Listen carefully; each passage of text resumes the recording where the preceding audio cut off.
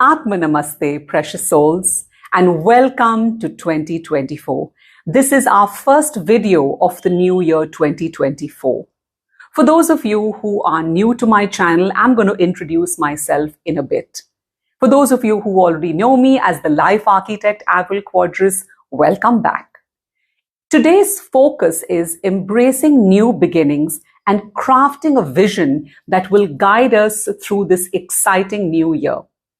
But like I promised before that, let me take a minute of your time to please introduce myself and what I do on this channel, as it could really help you navigate through this channel and the tools that I use. So before we go any further, I would like to take a minute of your time to explain who I am and what I do. So I'm Avril Quadras, the life architect, and like an architect, I help you on this channel craft the life of your dreams. And I give you certain tools through my certifications in NLP, positive psychology, ICF PCC coaching, Kundalini yoga, mindfulness, meditation, and energy therapy. Now, through my own life journey and my experiences with my clients and the studies I have done with my mentors and coaches and gurus and certifications, I present a whole lot of experiences, topics, and sharings with you. And it's up to you to take what you can. I also offer you a free Calendly 20-minute session where we can discuss your challenges in particular so that I can give you advice that you can start immediately so you don't waste time. So I hope that you understand why this channel can help you, and I really would appreciate if you could subscribe to this channel and share my channel with at least 3 people every week so that the algorithm can get this out to more people by liking the channel as well, and a kind comment and sharing your experiences in the comment section can really help somebody who may be going through something similar as you and who could take inspiration from you as well. And now that we're well acquainted, I think you can feel a little bit more confident in booking that free Calendly call with me so that we can help you craft the life that you desire consciously, one brick at a time. So let's jump right in and talk about the first step, reflecting on the past. Let's start by taking a stroll down memory lane. Reflecting on your past is like reading the prequel to your next big adventure. Think about your triumphs, the challenges you faced, the lessons you learned. Remember that even setbacks are stepping stones to success. One of my clients, Gayatri, thought of her failed business venture last year as a catastrophe. But through reflection, she realized that this was a treasure trove of lessons. And this year, Gayatri has decided to transform her experiences through her wisdom. How do you do that? Transform your challenges into wisdom. Number 1, journaling. Journaling on your past failures in specific areas of your life can help you understand what were the pitfalls, what were the triggers, what were the warning signs, what were the assessments that you needed to take or you didn't take. Number 2, learning a new skill or skills to help you deal with your challenges. When you learn something that you need to take your life forward, it's an investment in your future. Remember that all of us don't know everything. One of my clients, Emily, thought of her life with her past relationship as not being able to really handle a relationship. But when she understood where her failures were, she transformed that into wisdom. Next is the power of change. You've all heard of the saying, change is the only constant. And with this new year, this is a testament to that.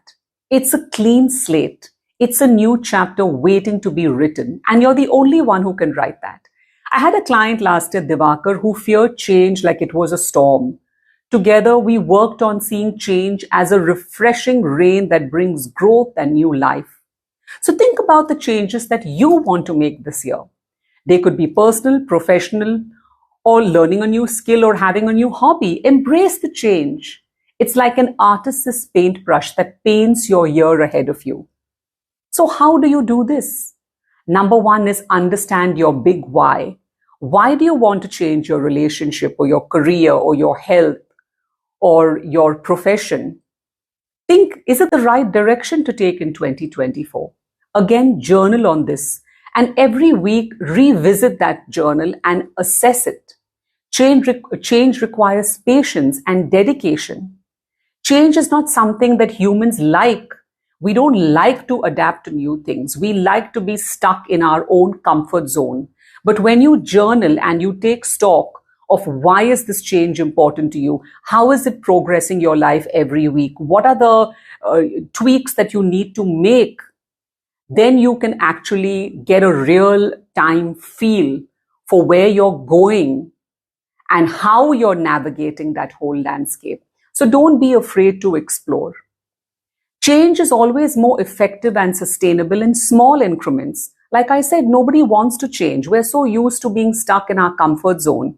But when we understand why we are changing, and when we, set realistic goals to that, realistic time frames to that, and do it in small baby steps, bite-sized pieces, then change becomes more doable, more achievable, more sustainable, and you enjoy that change as you're moving forward.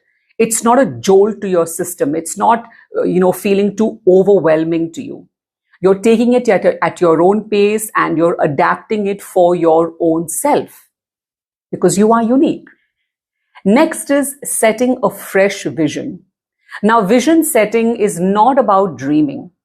It's about architecting your future. Picture yourself at the end of 2024. What achievements will bring you the most joy? Now, I had a client, Neeta, who was seeing herself running a marathon, despite never having run a marathon before. She set that vision at the beginning of last year. Start with a broad picture and then, like an architect, draw finer lines. What does your 2024 masterpiece look like? How can you do this? Number one, get the steps in place. Create a storyboard of your vision. Like an architect architects, right? First a blueprint. Then he writes down what does he need for this blueprint. Then he probably hobnobs and brainstorms with his team. Then he takes it to the client. And then, one draft becomes a second draft, becomes a third draft. And before you know it, it's all there. All the steps, the entire blueprint, the entire time frame. Everything is clear. So when you have a vision, you have to actually know the steps from A to Z, not just seeing the vision and daydreaming and visualizing only. Taking action. Your vision for 2024 has to be evolved into something new. Spend time to meditate on this and don't be stubborn to revisit the new vision. Visions are not set in stone. What you think about probably in January may change in April or October. But the main thing is, are you progressing on the right track? So get a coach or a mentor for this, which could also help. Get an accountability partner for this who knows you well and who has your back, so to speak.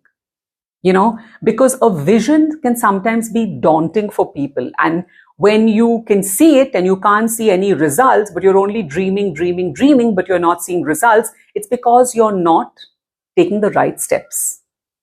The next one we have is overcoming limitations. Now, the past year's limitations are this year's challenges to overcome. Think of them as old walls that need to be broken down to build a grander, better structure, like a renovation. Now, I remember last year working with Alex, who felt very limited by his public speaking fear. But we worked together to help him to step out of his comfort zone. And now he's actually a Toastmaster. So what limitations are you ready to become? How can you implement this? Number one is be loving with yourself and give yourself time to overcome limitations. Don't be judgmental. When overcoming limitations, because limitations have such a negative connotation, and the word limitation itself makes you feel less than better, less than worthy. You tend to be very hard on yourself, but limitations are just natural because we all have a threshold. We all have a pushing point. We all have, that zone where we are not willing to go ahead of that because we feel safe.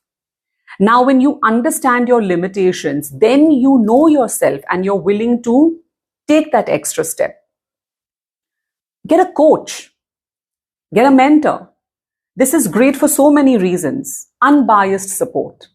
As a coach, when I coach my clients, I don't tell them what to do. I don't come in with my own views or opinions. I'm basically there as a sounding board, pushing them, asking them to think about key things, giving them new reframes, helping them to step out of that comfort zone while all the time having their back. That's what a good coach is. A good coach believes in you and pushes you, but never ever foisters or forces the coach's vision on you, because you're not the coach. You are special. The second thing a coach can do for you is accountability.